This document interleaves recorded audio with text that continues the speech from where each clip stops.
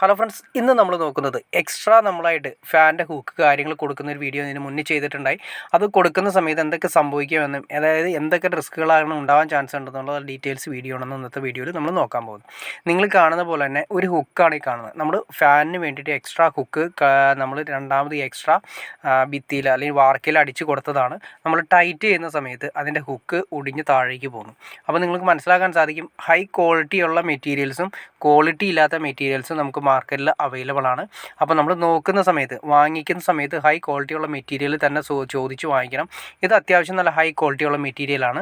അപ്പോൾ നമ്മൾ ശ്രദ്ധിക്കേണ്ട കാര്യം വെച്ചിട്ടുണ്ടെങ്കിൽ ഉണ്ടോ, ഇത് 10mm തന്നെയാണ് നമ്മൾ കൊടുത്തിരിക്കുന്നത്. ഇതും 10mm ആണ്, ആ പഴയതും ഒടിഞ്ഞതും 10mm ആണ്. രണ്ടും തമ്മിലുള്ള വ്യത്യാസം നിങ്ങൾ നോക്കിയാൽ മനസ്സിലാക്കാൻ സാധിക്കണ്ട.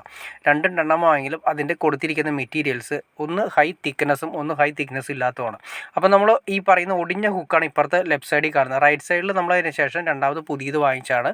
10mm ആണ് സാധാരണ നമ്മുടെ ഫാനിന് വേണ്ടിയിട്ട് നമ്മൾ കൊടുക്കാറ്. അത് രണ്ടാമത് വന്നിരിക്കുന്നത് ആ ഒടിഞ്ഞു, അതായത് നമ്മളിത് ഇത്രയും ഭാഗം ഡ്രില്ല് ചെയ്ത് ഇതിപ്പോൾ 10mm ആയതുകൊണ്ട് 16 ബിറ്റ് ഉപയോഗിച്ചിട്ട് നമ്മൾ വാർക്കയിൽ കോള് കൊടുത്തതിന് ശേഷം അതിലേക്ക് ടൈറ്റ് ചെയ്യണം. ടൈറ്റ് ചെയ്യുന്ന സമയത്ത് ഇത് ഓവറായിട്ട് ശരിക്കും നന്നായിട്ട് ഭിത്തിയിൽ ടൈറ്റ് ആവും. അതായത് ആ പറയുന്ന 3 റോഡുകളുണ്ട്, ആ റോഡുകൾ നന്നായിട്ട് ഇങ്ങനെ കവച്ച് വന്ന് അതിലാണ് ശരിക്കും ടൈറ്റ് ചെയ്ത് നിൽക്കുന്നത്. അതാണ് നമ്മുടെ ശരിക്കും ഹൈ ടൈറ്റ് ചെയ്തത്. അങ്ങനെ ടൈറ്റ് ചെയ്യുന്ന സമയത്താണ് ഈ ഹുക്ക് ഒടിഞ്ഞ് ക്ലിയർ ആയി പോയി. അപ്പോൾ ശരിക്കും എനിക്ക് തോന്നുന്നു ഒരു ജിയുടെ മെറ്റീരിയൽ, ഒറിജിനൽ ജിയുടെ മെറ്റീരിയലോ കാര്യങ്ങളായിരുന്നെങ്കിൽ ഇങ്ങനെ ഒടിഞ്ഞു പോകില്ലായിരുന്നു. ജസ്റ്റ് അത് ഗാൽവനൈസേഷൻ ചെയ്തിരിക്കുന്ന കളർ മാത്രമേ ഉള്ളൂ എന്ന് തോന്നുന്നു.